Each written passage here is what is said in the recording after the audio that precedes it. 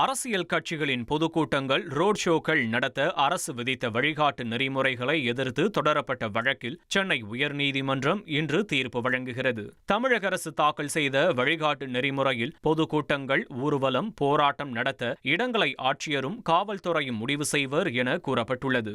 எவ்வளவு மக்கள் பங்கேற்பார்கள், எத்தனை வாகனங்கள் வரும் என்பதை குறிப்பிட்டு விண்ணப்பிக்க வேண்டும் என்றும், தலைவர்கள் வரும் நேரம், புறப்படும் நேரத்தை குறிப்பிட வேண்டும் என தெரிவிக்கப்பட்டுள்ளது.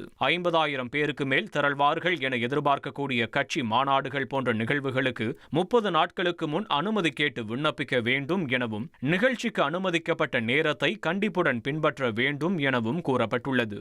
மக்களின் பாதுகாப்பிற்கு சம்பந்தப்பட்ட அரசியல் கட்சியின் நிகழ்ச்சி ஏற்பாட்டாளர்களே பொறுப்பு எனவும் தெரிவிக்கப்பட்டுள்ளது.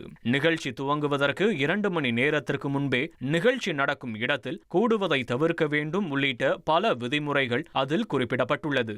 இந்த விதிமுறைகளை எதிர்த்து தொடரப்பட்ட வழக்கில் இன்று உயர்நீதிமன்றம் தீர்ப்பு வழங்குகிறது.